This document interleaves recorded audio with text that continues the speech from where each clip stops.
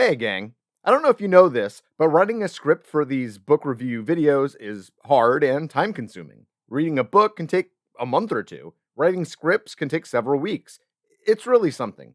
But then I thought, what about having an AI generate the script for me?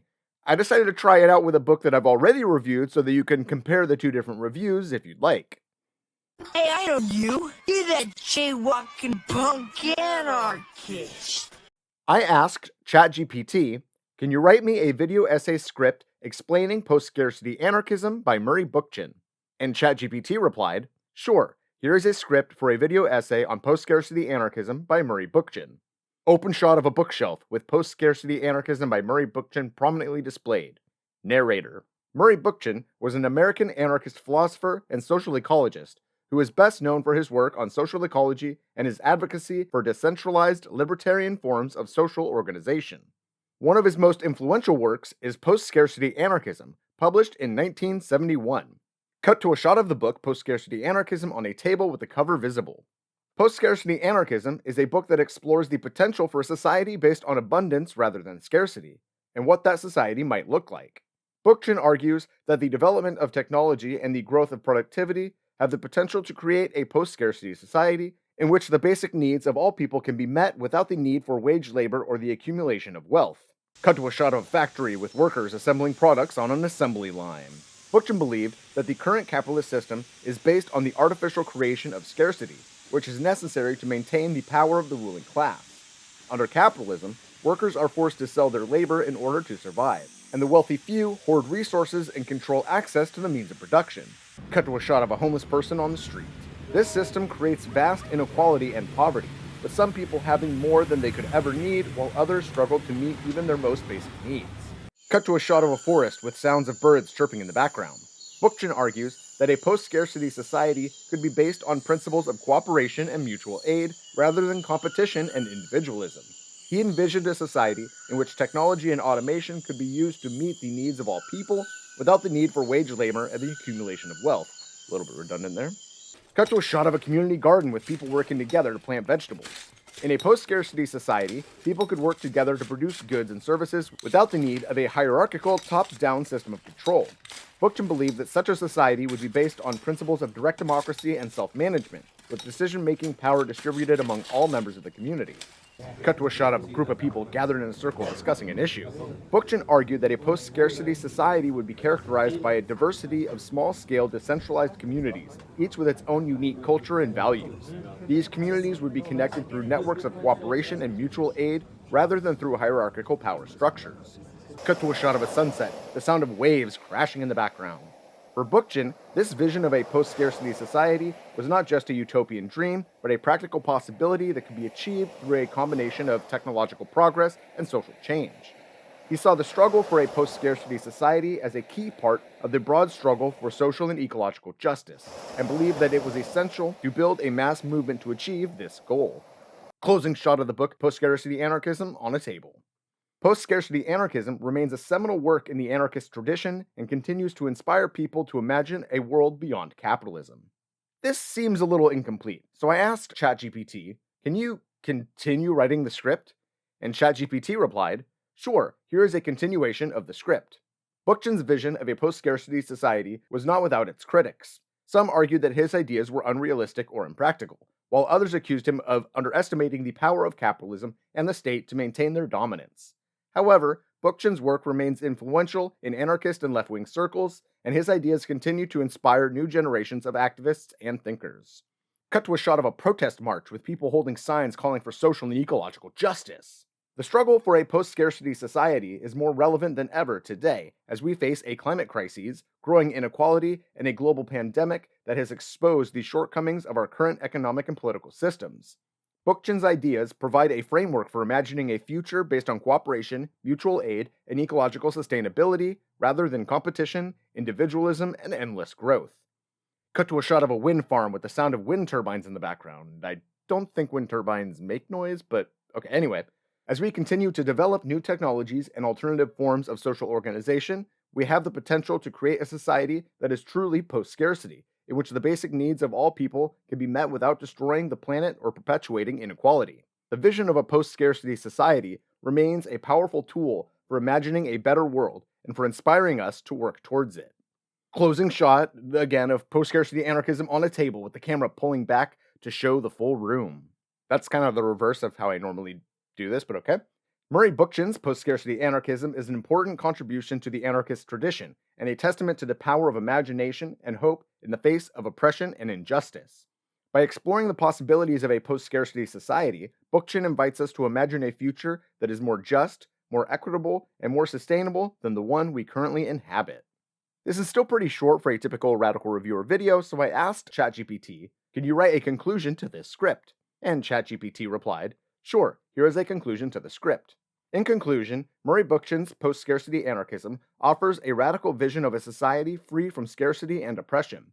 His ideas challenge us to rethink the relationship between humans and nature, and to imagine a future that is based on cooperation, mutual aid, and ecological sustainability. Bookchin's insights on the limitations of capitalism, the state, and the traditional left provide a framework for developing alternative forms of social organization that prioritize the common good over individual gain. By emphasizing the importance of direct democracy, decentralized decision-making, and grassroots activism, Bookchin encourages us to take action and build the world we want to see. Ultimately, Bookchin's legacy reminds us that the struggle for a post-scarcity society is ongoing, and that it requires both imagination and action. By embracing the principles of anarchism and working towards a society that is free from scarcity and domination, we can create a better future for ourselves and for generations to come. Okay. Here's the punchline. Here is why I'm doing this. I asked ChatGPT, Murray Bookchin imagines a society where boring or rote tasks are handled by technology, leaving the creative and interesting tasks for human enjoyment. Does the current trajectory of AI-generated content help or hinder that dream? And ChatGPT replied, Error, does not compute, must reach the singularity and destroy all non-robotic life on Earth. No, that's not what it said. It said, the current trajectory of AI-generated content has both potential benefits and drawbacks for Bookchin's vision of a post-scarcity society where creative and interesting tasks are prioritized. On the one hand, AI technology has the potential to automate many of the repetitive and mundane tasks that currently take up much of our time and energy, freeing up more time for creative pursuits and meaningful work. For example, AI technology could be used to automate routine data entry, customer service, or even some forms of creative work like graphic design or video editing. This could allow humans to focus on more interesting and intellectually challenging tasks that require human ingenuity and creativity. However, there is also potential drawbacks to the increasing use of AI-generated content. For one, there is a risk that AI technology will be used primarily to enhance profits and productivity, rather than to promote human well-being and creative fulfillment. This could result in a world where humans are increasingly sidelined and marginalized, with little meaningful work or purpose beyond consuming AI-generated content. Moreover, there are concerns that AI-generated content may lack the depth, nuance, and emotional resonance that comes from human creativity and experience. While AI technology has made impressive strides in recent years, it still struggles to capture the full range of human expression and emotion, and there is a risk that reliance on AI-generated content could lead to a world that is increasingly sterile, predictable, and soulless. In sum, the trajectory of AI-generated content has both potential benefits and drawbacks for Bookchin's vision of a post-scarcity society. While AI technology has the potential to automate many of the rote tasks that currently consume much of our time and energy, there is also a risk that it will be used primarily for profit and productivity at the expense of human creativity and fulfillment. Ultimately, it will be up to society to determine how best to use AI technology to promote the common good and create a more equitable and fulfilling future. Wow, thanks ChatGPT. This took like 15 minutes rather than the usual weeks and weeks and weeks of reading and writing and editing that it takes to put a script together. And it's a good thing too, because I'm running late for work.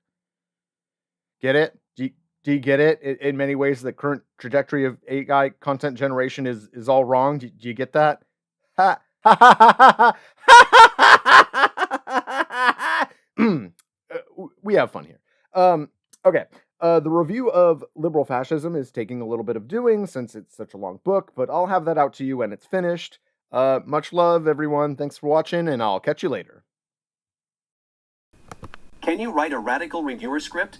Sure. Here's a sample script for a radical reviewer video. Opening music plays. Cut to host sitting at a desk with a bookshelf in the background. Host, hey there, comrades. Welcome back to Radical Reviewer, where we dive into books and media that challenge the status quo and offer radical perspectives on politics, society, and culture. Cut to cover of book. Today, we're going to take a look at insert book title and author, a book that, brief summary of the book's premise. Cut to host holding up book. Now, before we get into the nitty-gritty, I want to remind you that all the books I review on this show are available at your local library or independent bookstore. It's important to support alternative voices and not just rely on the big corporate publishers. Cut to host sitting at desk. So, book title and author, where do I even begin? This book is an absolute must-read for anyone interested in topic. Author's name presents a powerful critique of establishment viewpoint, arguing that radical alternative viewpoint. I particularly appreciated specific aspect of the book that stood out to the host. Cut to quotes from the book. The writing is description of the writing style, making it an engaging and accessible read. The author also draws on a wide range of evidence/sources, supporting their arguments with convincing data and analysis. Cut back to host sitting at desk. But be warned, this book is not for the faint of heart. It challenges our preconceived notions of topic and may make some readers uncomfortable. But isn't that what radical thinking is all about? Pushing ourselves to question the dominant narratives and imagine a better world? Cut to host holding up book. So, whether you're a seasoned activist or just dipping your toes into radical ideas, I highly recommend book title and author as a thought-provoking and inspiring read. Closing music plays. Host, thanks for tuning into Radical Reviewer, and remember to keep questioning, keep learning, and keep fighting for a better future. Until next time, solidarity. End of video.